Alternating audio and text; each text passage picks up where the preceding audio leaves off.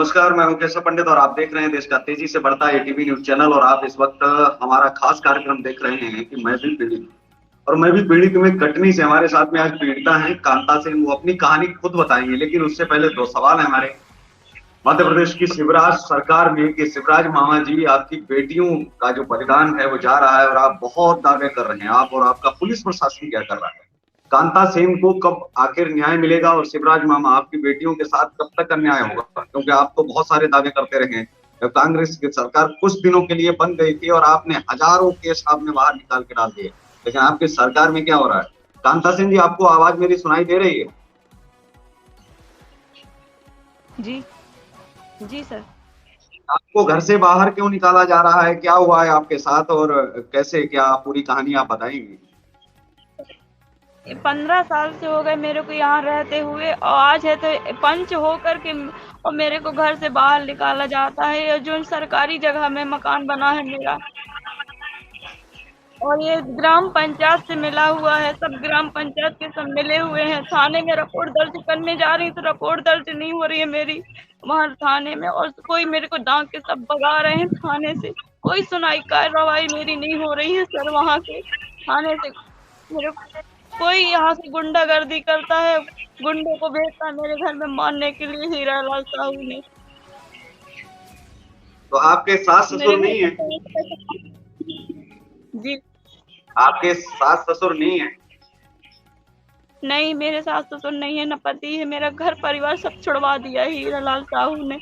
मेरा मायका से लेके जी मेरा पति लेके सब कुछ छुड़वा दिया है। उसी के पास रह रही जी थी यही। जी। मतलब आपसे लव मैरिज की थी?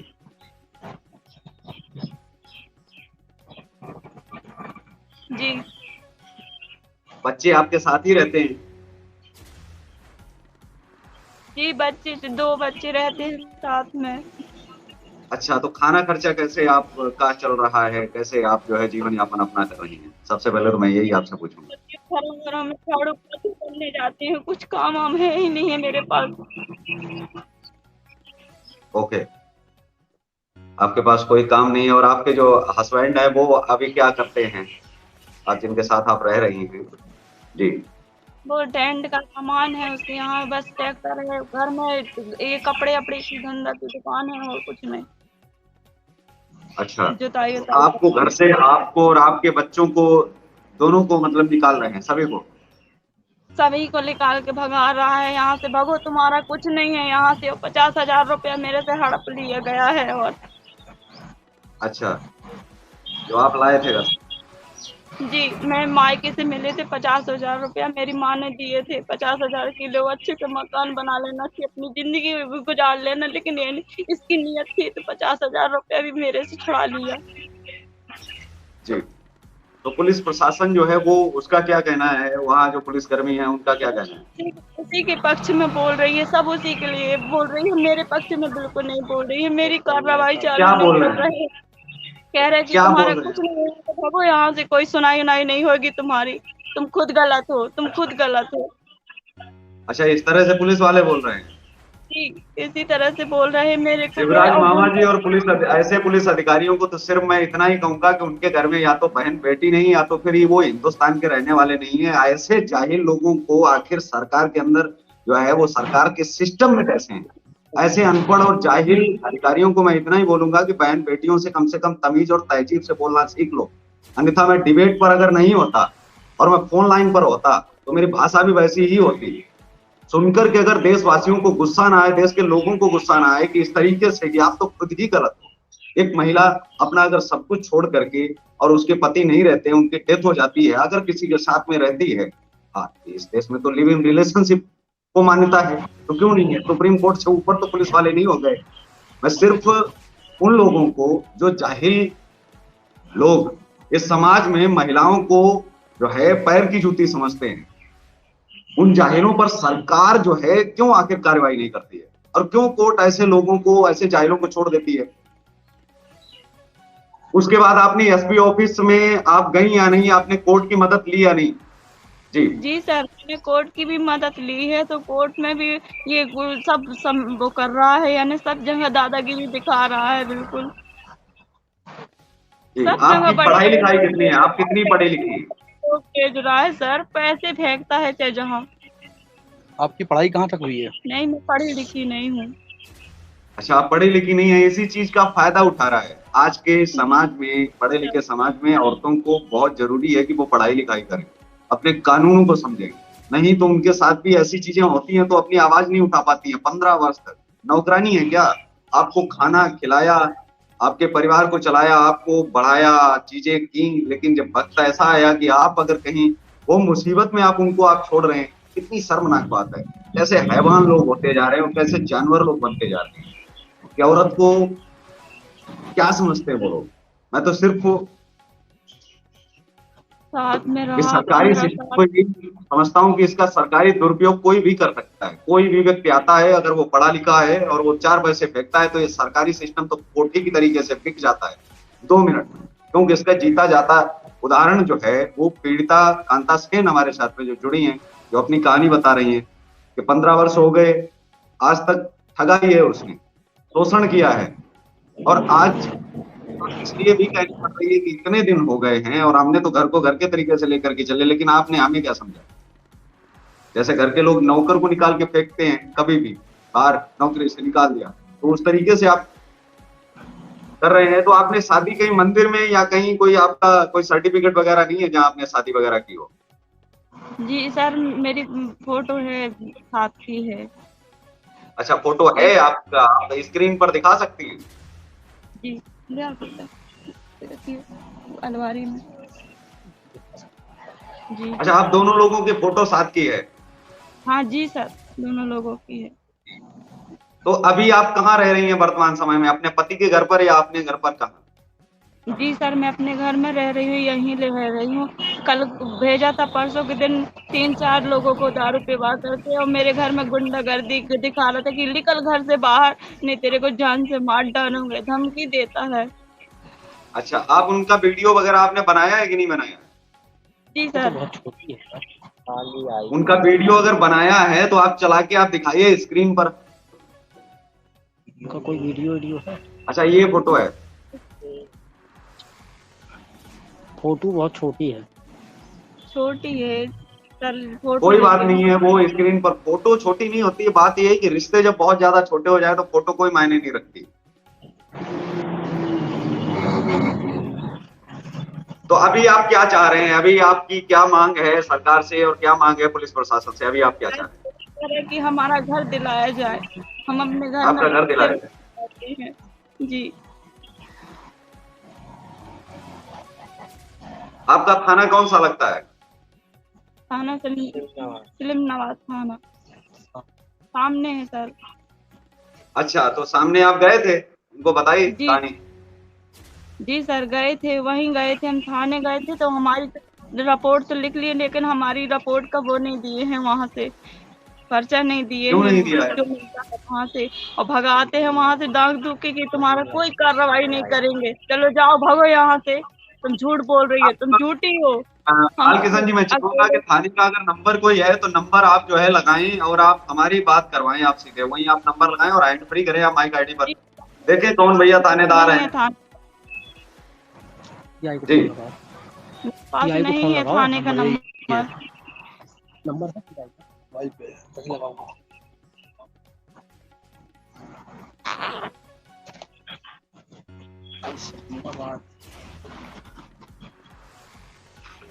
कैसे ये पुलिस वाले, मध्य प्रदेश की पुलिस कितनी बेशर्म है। इनको जरा सा किसी की पीड़ा से कोई लेना देना नहीं, केवल इनका काम पैसे कमाना है, दलाली करना है, और इनका जो है दिन रात का केवल यही रह गया है कि नौकरी जितने दिन की बची है उतना किसी गरीब को काट लो, खून चूस लो उसका।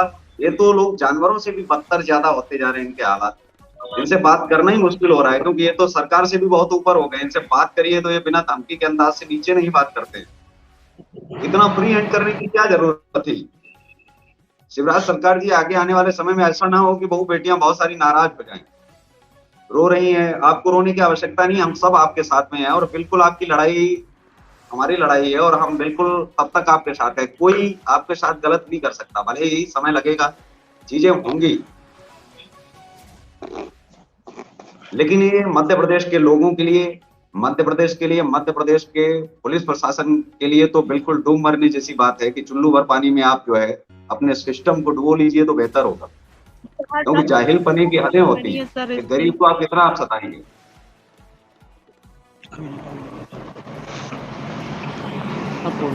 चार चार पांच पांच बिल्डिंग बनी है सर इसकी, इतना रईसी है इसके अंदर। जी, वीडियो निकला, आपने वीडियो बनाया हुआ था उनका? जी वीडियो बनाया, ठीक है। दिखाओ।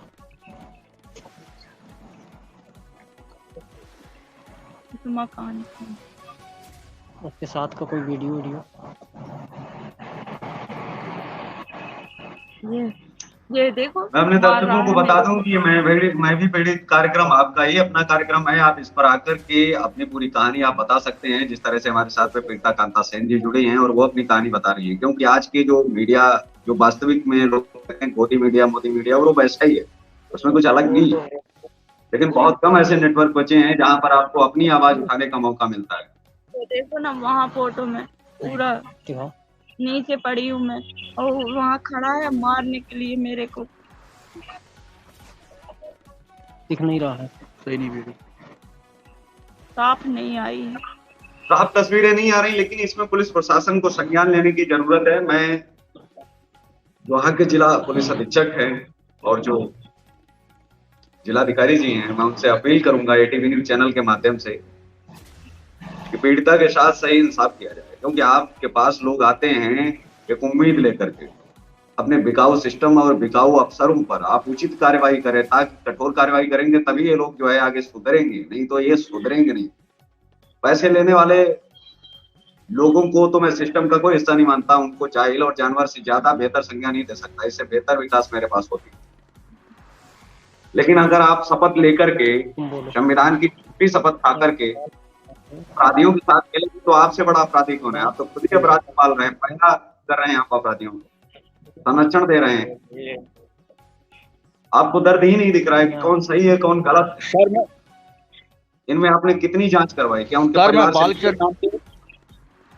जी माइक अपने आप बाल किशन जी सामने आप आए जी, क्या पूरा मामला है? आपने क्या जानकारी इसमें ली? जी सर, ये मामला ये है सर कि महिला सिलनवाद थाने के सामने रहती है सर, और बहुत पीड़ित हैं। कांता सेन, पति द्वारा रोज इनको मारा जाता है और धमकी दी जाती है सर, गुंडों के द्वारा लगातार इनको। ये पीड़ित हैं और बहुत परेशान है सर, लगातार निंदनीय स्थिति है इनकी। जी, तो वहाँ जो गैंग है वो कौन थानेदार चला रहे हैं? कौन जो गुंडों की? क्योंकि गुंडे जब मारने आते हैं उसकी सुनवाई भी थानेदार नहीं कर रहे हैं, मतलब थानेदार के ही लोग होंगे, या तो संरक्षण दे रहे हैं। देखो, पुलिस पर तो सवाल तभी उठाए जा सकते हैं, पुलिस अगर बचाव नहीं कर रही है मतलब या तो उनके पाले हुए गुंडे होंगे। सर अंधेर नगरी जी, सर अंधेर नगरी चौपड़ राजा, यहाँ पर ये राज चल रहा सर, पुलिस द्वारा कोई सुनवाई नहीं होती है और ये महिला बहुत पीड़ित है सर, और बहुत दयनीय स्थिति है इस महिला की। रोज गुंडे आते हैं, पति द्वारा लाया जाता है और रोज इस महिला के साथ मारपीट की जाती है और सर शराब पी के मारपीट की जाती है इस महिला के साथ में।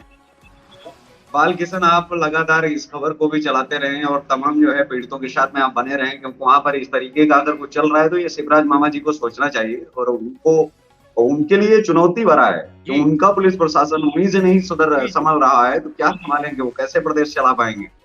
पुलिस के लोग उनसे नहीं सुधारे जा रहे हैं, पुलिस के लोग जो है उनसे नहीं संभाले जा रहे हैं, कानून व्यवस्था उनकी चौपट हुई पड़ी है। तो किस तरह से आने वाले समय में जो है चुनाव लड़ेंगे और कैसे जो वास्तविक में जो पीड़ित है उसको कैसे मुंह दिखाएंगे? क्योंकि खरीद सकते हैं वोट सर, चंद पैसे लेके पुलिस अपनी जेब भर रही सर, और एक महिला जो देवी का रूप दिया गया है उस देवी के साथ अत्याचार हो रहा लगातार निरंतर। मंदिर में तो देवी माँ की पूजा होती है, लगातार कहती है कि हम तो देवियों का बड़ा सम्मान करते हैं। मुझे लग रहा है कि यही सम्मान भाजपा के दिल में बचा हुआ है और यही भाजपा कर रही है आजकल, क्योंकि और तो काम है नहीं। जी, इस देवी के साथ सर क्या अत्याचार हो रहा है। मंदिर में पूजा करते हैं माँ की, एक देवी बैठी है, लगातार आंसू रोक नहीं रहे हैं और इस देवी को परेशान किया जा रहा है।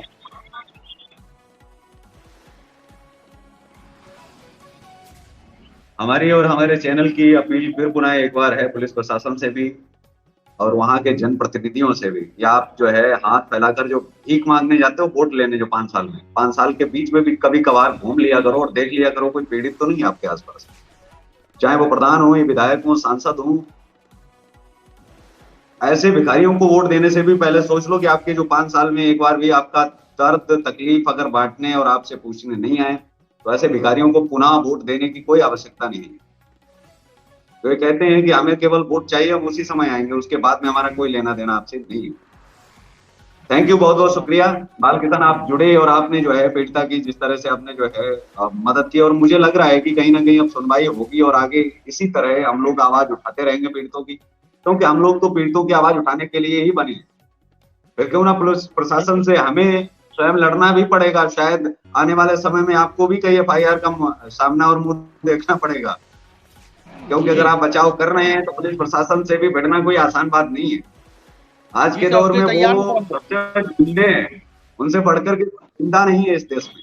अगर से पूछिए, आपके साथ कब मारपीट कर बैठे, कब आपको उठा के अंदर करवा दें, कब आपको गोली मरवा दें, कोई ठिकाना नहीं है इन लोगों का। जी सर। और झूठी FIR तो इनके बाएं हाथ का खेल है, बच्चों का खेल है। शुक्रिया इस कार्यक्रम में, लेकिन बच करके रहो। मैं हमेशा कहता हूं कि ऐसे लोगों का समर्थन करो जो आप जिन्हें जानते हो कि ये सही है और अच्छे हैं। ऐसी सरकारें चुनिए, ऐसे जनप्रतिनिधि चुनिए जो आपकी सहायता करें।